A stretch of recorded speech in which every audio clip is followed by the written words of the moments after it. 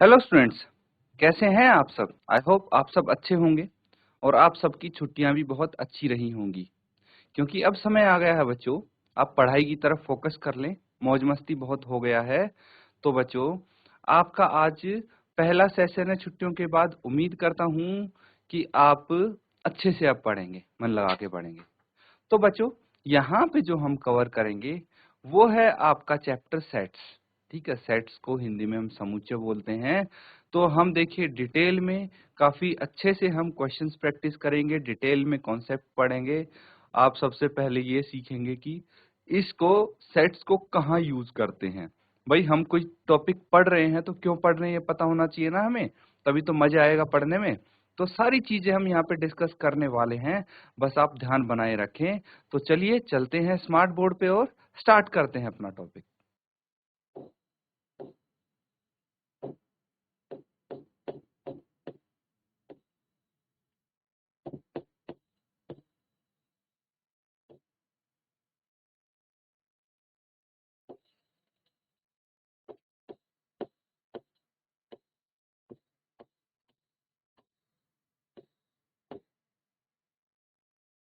तो बच्चों, यहाँ पे देखिए, सबसे पहले हम डिस्कस करने वाले हैं कि भाई जो ये सेट्स है इसकी थ्योरी किसने बनाई।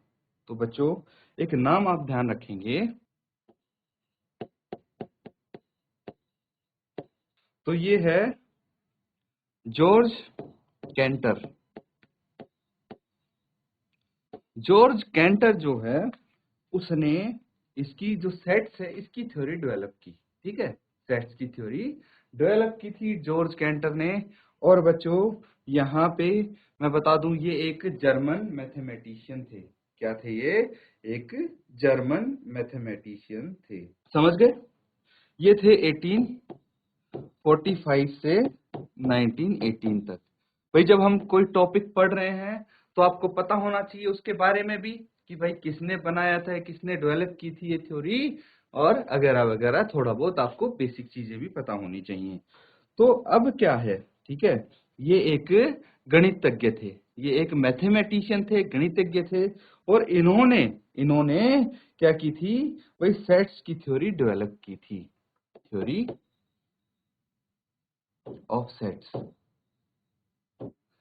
ये समझ गए? ये बेसिक चीज है जो मैं आपको यहाँ पे बताने की कोशिश कर रहा हूं। अब सवाल आता है, अगला सवाल वाई। सबके मन में आता होगा कि भाई क्यों यूज करते हैं हम सेट्स को, क्या जरूरत है इनके इस्तेमाल करने की। तो चलिए यही हम पता करने की कोशिश करते हैं कि जरूरत क्या बनी, क्या जरूरत हुई सेट्स को यूज करने की। अब देखिए, मैं एक आपको बेसिक एग्जांपल लेता हूं, एक बेसिक एग्जांपल देने की कोशिश करता हूं कि आप मान लीजिए बाजार जाते हैं, ठीक है, मार्केट जाते हैं। मार्केट गए आप, मार्केट से अलग अलग सामान लेके आते हैं। जैसे फ्रूट्स हो गया, फल फ्रूट लेके आते हैं, सब्जी लेके आते हैं यानी वेजिटेबल्स, और भी बहुत सारी चीजें आप ला सकते हैं। जैसे दाल हो गए, दाल भी जरूरत पड़ती है। दाल लेके आ गए आप, आटा लेके आ गए, चावल लेके आ गए, ये सब लेके आते हैं। ठीक है, तो अब सोचिए, जरा सोचिए कि आपको क्या किया कि भाई एक दुकानदार ने ये सभी एक बड़े से थैले में डाल के दे दी, ये सारी चीज डाल के दे दी। ठीक है, अब कहीं फ्रूट्स पड़े हैं आपके, कहीं वेजिटेबल पड़ी है, टमाटर नीचे डल गए, और उसके ऊपर डाल दिया दाल, आटा सब डाल दिया, और ये सब क्या हो गया? कुचुम्बर बन गया इनका, और सब खराब हो जाएगा। इसीलिए आप क्या करते हैं, इनको अलग अलग तरीके से ऑर्गेनाइज करने की कोशिश करते हैं, और मार्केट जाते हैं तो 2 से 3 थैले आप लेके जाते हैं, और उनको क्या करते हैं? अलग अलग थैले में रखते हैं। ठीक है, फॉर एग्जाम्पल, एक थैले में ना रख के आपने क्या किया कि भाई एक थैला ये ले लिया और इसमें रख दिया आपने वेजिटेबल। ठीक है, वेजिटेबल को भी अच्छे से ऑर्गेनाइज कर दिया। दूसरा थैला लिया, इसमें आपने रख दिया फ्रूट्स। ठीक है, इस थैले में आपने फ्रूट्स रख दिया। तीसरे में रख दिया आटा, दाल। आटा दाल। तो क्या होगा कि कोई चीज आपकी खराब नहीं होगी, अच्छे से अरेंजमेंट रहेगा कि भाई आपको निकालने में भी आसानी रहेगी। तो ये यहाँ पे क्या है कि भाई हम जो डेली लाइफ में, ठीक है, डेली लाइफ में जो ऑब्जेक्ट्स है, वस्तुएं हैं, उनके जो कलेक्शन के लिए यूज करते हैं एक पर्टिकुलर काइंड, ठीक है, पर्टिकुलर काइंड के जो ऑब्जेक्शन हो गए, पर्टिकुलर ऑब्जेक्ट्स हो गए, पर्टिकुलर तरह के ऑब्जेक्ट्स हो गए, ठीक है, उनको हम क्या करते हैं, डेली लाइफ में यूज करते हैं एज ए सेट, ठीक है। ये चीज समझना। तो अब क्या है कि हम बिल्कुल इसीलिए सेट्स का यूज आ जाता है। ये हम क्या करते हैं भाई, अलग अलग, मान लीजिए ये सेट्स हैं, हमने अलग अलग सेट्स में अलग अलग चीजें ऑर्गेनाइज कर दी, सेट्स की थ्योरी वहीं से डेवलप हुई। अब देखिए कि मान लीजिए ताश की गड्डी है, ठीक है, व्यक्तियों की भीड़ है, क्रिकेट टीम है, अलग अलग चीजों पे आप विचार कर सकते हैं कि अलग अलग तरह के ये सेट्स फॉर्म करते हैं। समझ गए? चलिए कुछ चीजों पे आप विचार कीजिए, ठीक है, कुछ सेट्स हैं निम्न संग्रह, कलेक्शंस हो गए, निम्न संग्रहों पर विचार कीजिए।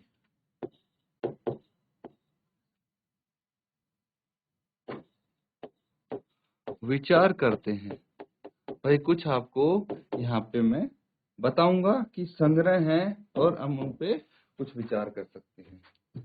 So let us examine the following collection. संग्रह क्या हो गया बच्चों? कलेक्शंस हो गए। अब देखिए फॉर एग्जाम्पल मैं लिखता हूं 10 से कम विषम प्राकृत संख्याएं।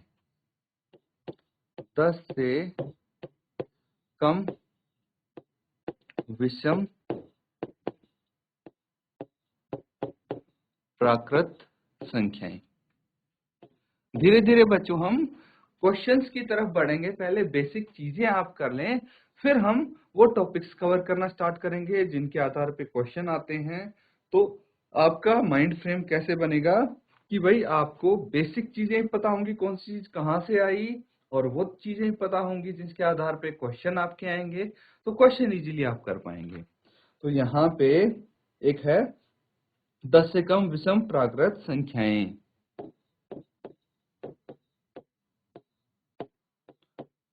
क्या क्या होती हैं? एग्जाम्पल 1, 3, 5, 7, 9, ये सब क्या है? विषम प्राकृत संख्याएं हैं। विषम प्राकृत संख्या को इंग्लिश में हम क्या बोलते हैं? Odd natural numbers. तो ये सारे ऑड हैं और नेचुरल नंबर भी हैं, और 10 से कम हैं, ये भी आपको पता लग गया, ठीक है। दूसरा देखिए, जैसे भारत की नदियां। तो यहाँ पे बेसिकली क्या चीज की बात हो रही है कि हम पर्टिकुलर काइंड के जो कलेक्शन है उनकी बात कर रहे हैं। समझना इस चीज को, ठीक है, पर्टिकुलर वस्तुओं की बात कर रहे हैं, एक तरह की वस्तुएं जो हो जाती हैं। अब जैसे अंग्रेजी वर्णमाला, अंग्रेजी वर्णमाला के स्वर।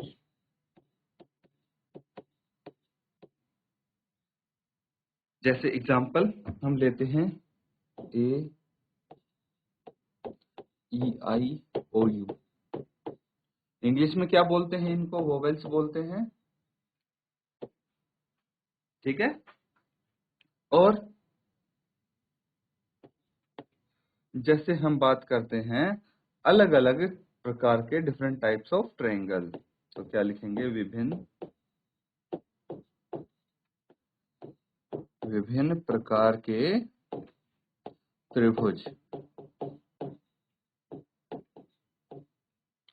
और हम बात करेंगे, ठीक है, इतना काफी है हमारे लिए, ठीक है। तो ये चीज देखिए, ये क्या है आपके पास? अलग अलग जो कलेक्शन है, ठीक है, इनको देखिए क्या ये सेट्स हैं या नहीं है, इन पे हम विचार कर सकते हैं। ठीक है बच्चों। अब बेहतर तरीके से समझने के लिए हम क्या करते हैं, कुछ एग्जाम्पल्स यहाँ पे लिखेंगे, ध्यानपूर्वक सब बच्चे देखेंगे।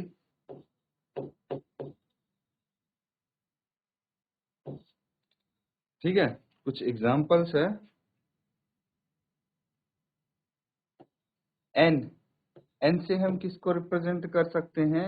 एन से हम रिप्रेजेंट कर सकते हैं नेचुरल नंबर को, प्राकृत संख्याओं का जो सेट होता है 1 2 3 4 एंड सो ऑन। ठीक है, तो इसको हम किस प्रकार से लिख सकते हैं? इसको हम लिख सकते हैं n बिलोंग्स टू, n क्या है?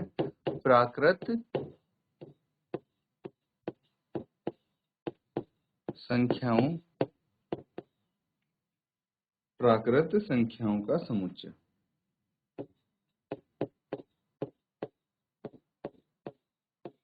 यानी इंग्लिश में हम बोलेंगे सेट्स ऑफ नेचुरल नंबर्स। क्या बोलेंगे? सेट्स ऑफ नेचुरल नंबर्स बोलेंगे इसको। ठीक है, अब और क्या हो जाता है आपके लिए?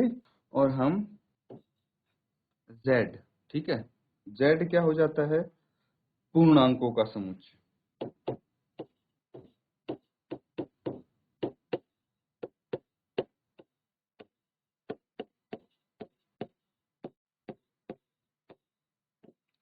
पूर्णांकों का समुच्चय यानी सेट्स ऑफ ऑल इंटीजर्स। ठीक है, इंग्लिश में इसको लिखेंगे सेट्स ऑफ ऑल इंटीजर्स।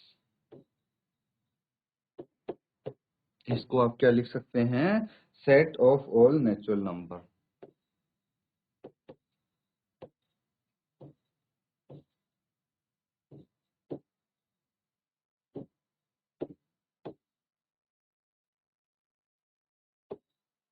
ठीक है, sets of all natural numbers, इस तरह से आप लिख सकते हैं इनको। तो ये कुछ चीजें हैं। ठीक है, आपको यहाँ पे ये पता लगता है कि किस तरह से आप इनको लिख सकते हैं। फिर उसके बाद क्या आ जाता है? जैसे z होता क्या है? ठीक है, z को हम किस तरह से रिप्रेजेंट कर सकते हैं? भाई, जो हमारे पास इंटीजर्स होते हैं वो कौन से होते हैं?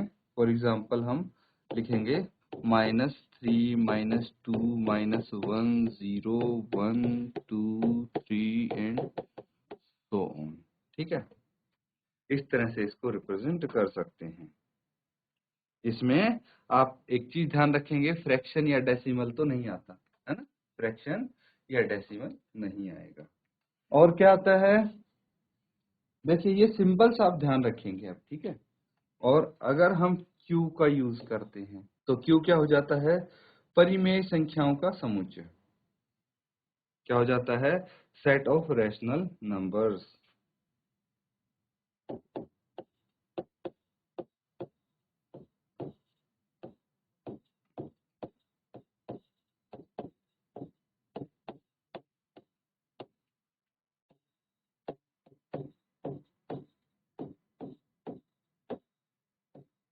परिमेय संख्याओं का समुच्चय, जैसे P बाई Q हो गया।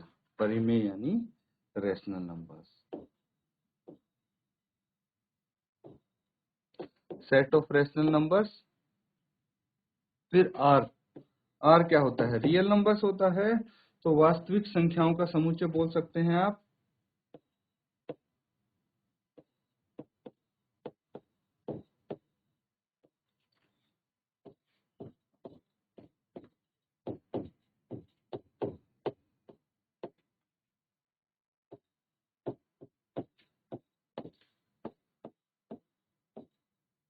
ठीक है, तो अंडर रूट वाली संख्याओं को छोड़ के बाकी सभी संख्याएं आ जाती, क्योंकि उनको हम कॉम्प्लेक्स नंबर बोलते हैं।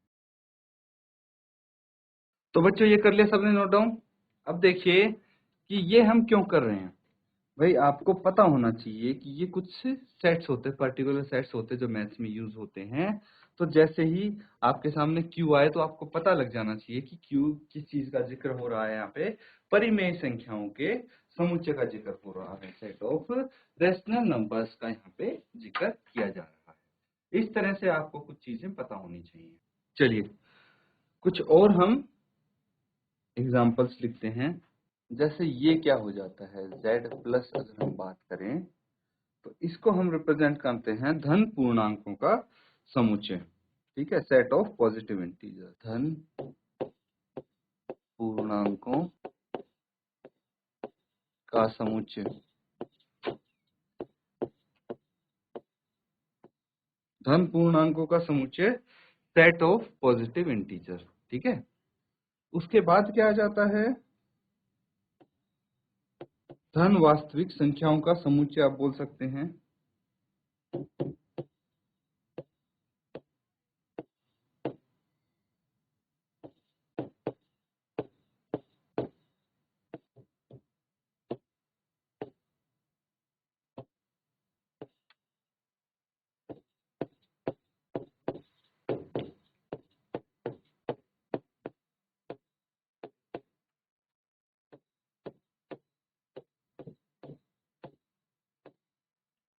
धन वास्तविक संख्याओं का समुच्चय। फिर आ जाता है क्यू प्लस, ये क्या होता है, धन परिमेय संख्याओं का समुच्चय बोल सकते हैं,